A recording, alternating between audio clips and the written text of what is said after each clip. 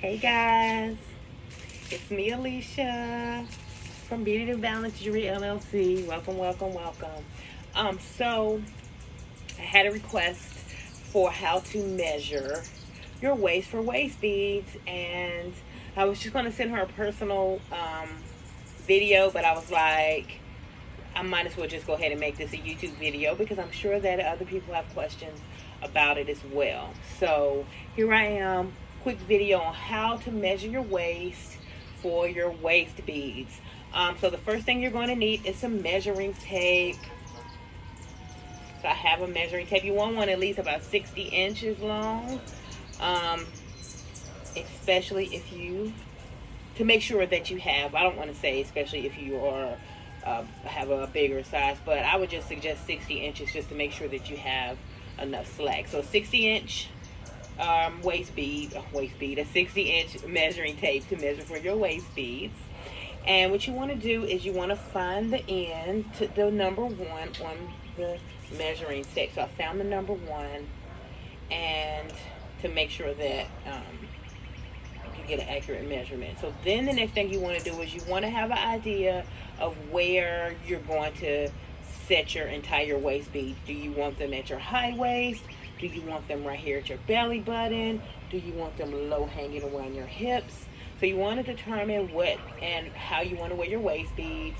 If you're getting waist beads for weight loss, then I suggest to get it at your high waist. So for me, if I want to get one for weight loss, I'm going to get it tied up here because I want it to slowly to drop. As all this starts to melt away, then my waist bead will drop lower and lower. But if you just want it just for to be cute or to wear with a crop top or just for aesthetic reasons, then it doesn't have to be at your high waist. You can get it tied around your over here at your belly button or low hanging. I will say that I've noticed that if you are a plus size person, then sometimes if you don't get it at your high waist and you get it tied here, it could be loose. Like it could be, you'll tie it, and because right here we fluctuate here a lot, I think, especially if I know for myself, if I'm bloated some days, then here will be more. If I've ate a little bit more or a little bit less, it'll be smaller. So just keep that in mind when measuring at your belly button. So high waist, you can do like mid waist at your belly button, or you can do lower waist at your hips. So the first thing you're going to do is find the number 1. I know that I'm going to measure here at my low waist, so I'm going to find the number 1 for the 3rd time, 5th time probably. And I'm just going to wrap it around to where, so here's my 1, and then I'm just going to wrap it until I can kind of cross to where exactly I want. So this, I want this to be a high waist bead for myself. So I'm going to measure up here high above my belly button, high waist.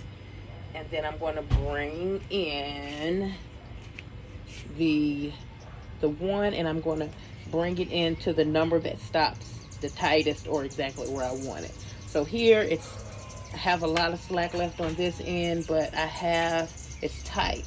And it's tight enough to know that it's probably where I want my waist bead to be. So I'm going to look at the number, and it's right at a 42. So I'm going to say that, oh my God, y'all, I've lost weight. Look, I'm going to say that it's a 42 inch here for me if I want. Now, if I wanted mine to be a little lower, then I will bring it down. There's my 1 right here.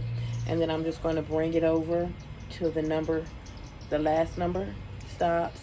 And see, right in my lower waist, I'm at like a 53.